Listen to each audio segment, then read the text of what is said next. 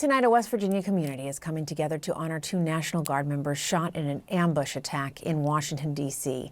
You're looking live now at Webster Springs, West Virginia, where a vigil is scheduled to soon take place for 20-year-old Sarah Beckstrom and 24-year-old Air Force Staff Sergeant Andrew Wolf.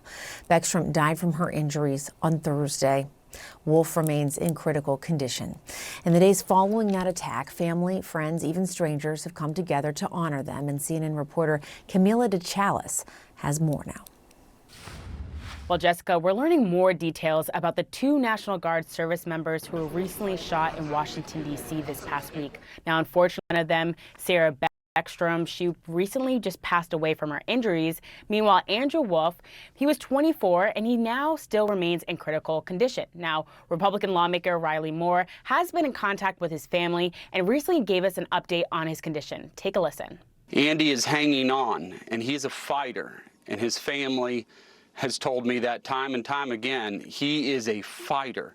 But above all, what they want here is for everybody to continue to pray. Now, we know Andrew Wolf was from West Virginia and has been with the West Virginia National Guard since 2019. As for Sarah, we know that she was just 20 years old when she passed away. She's also from West Virginia and joined the military back in 2023. Now, recently we had a chance to speak to her ex-boyfriend, who shared what she was feeling before she was deployed to D.C. and told us that even though she wasn't exactly thrilled to be in D.C. at first, things started to change once she arrived. Hated it. Absolutely hated it. She was crying before she left. She dreaded it. She did not want to go.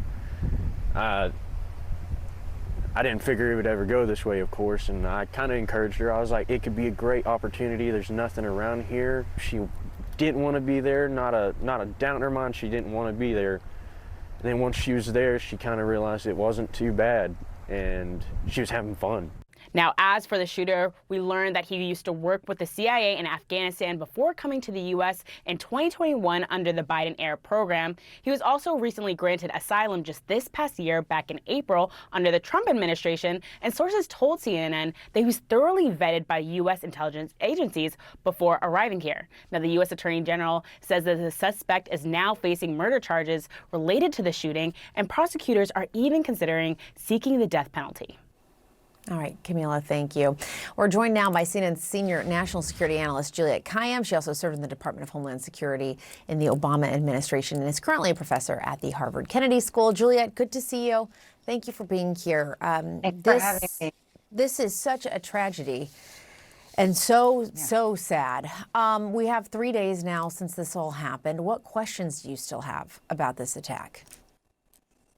So many questions, and it is such a tragedy for what happened, and for all the National Guard members that are still deployed to D.C. and elsewhere.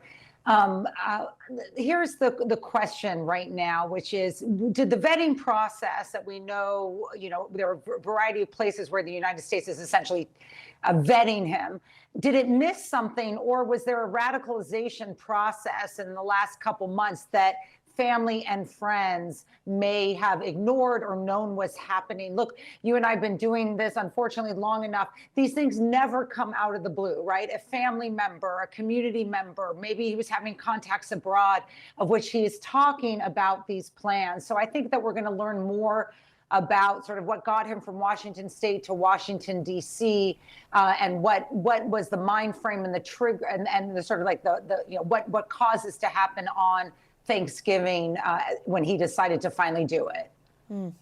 We know that the suspect went through multiple rounds of vetting to first work with the CIA and then be granted asylum here in the United States. Can you walk us through what that process looks like? When they're vetting somebody, what are they doing? Okay, so I think I can, at least from our public reporting, there's at least 5 what you would call touch points with the United States government. There are going to be different levels of vetting. Okay, so the first is the CIA. The CIA in Afghanistan is trying to get Afghans to support the war effort, the counterterrorism effort. It's a nasty, honestly, very dark world that this is happening in. We don't know the nature of the suspects' involvement. At some stage, we learned that the National Counterterrorism Task Force, the NCTC, the National Counterterrorism Center, has done some review of him. So where that's happening, we don't know. Then Kabul falls. He then is allowed onto a plane to come to the United States under Operation Allies Welcome. That is not an extensive vetting, but what the Biden administration did is it made sure everyone who was allowed here under this sort of temporary operations, Allies Welcome standard, was not a danger right then. Then there's another vetting process for the special immigration visa. That's a visa that's administered through the Department of Defense or by DHS, but it's a Defense Department visa to give to people who have helped us in war.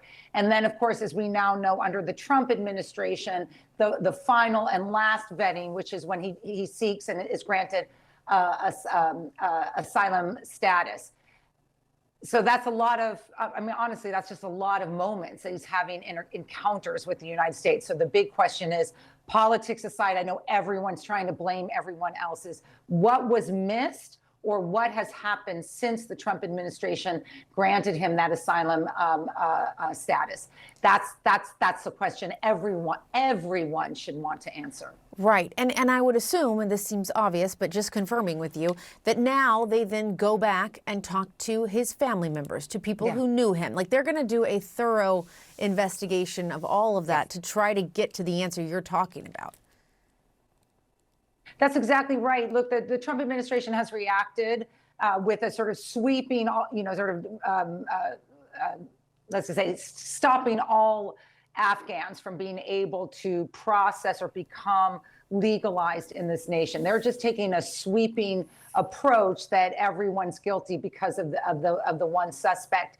What needs to be done is to determine, what was going on in terms of his radicalization, because clearly he was, and when did it begin, and were there signs of it that were missed either by the United States government, refugee programs, and others that might have been supporting him, and of course his family and community.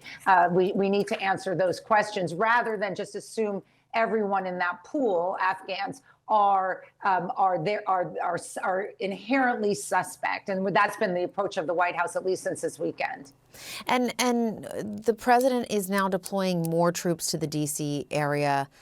Is there additional risk in your assessment and in your kind of professional assessment to these troops following this shooting? I know we talk about copycats and that sort of thing, but are they more at risk now than they were before?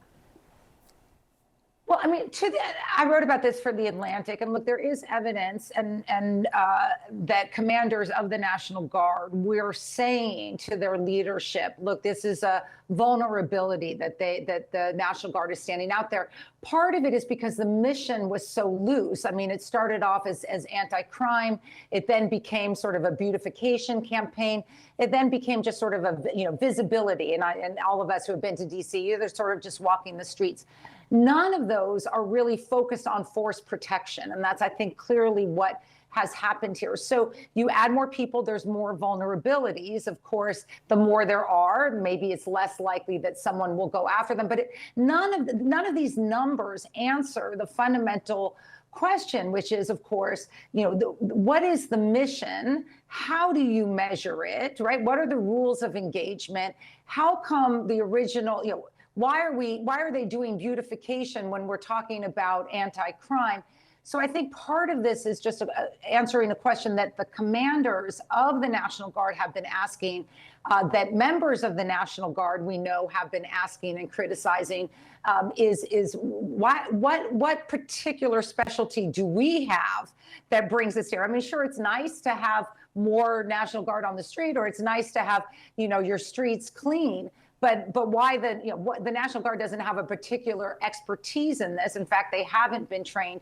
I will say, since my piece came out just 2 days ago, which many people were critical of, and I understand that, I've gotten a couple dozen letters from National Guard members saying, thank you for saying what we can't say, which is the mission ambiguity, and now the mission creep with more National Guard members has been known and talked about in the Pentagon since the deployment. So the lawyers can fight it out in court, but if we care about the National Guard and protecting them, we need to be more rigorous about what is the mission, and then we get into force protection.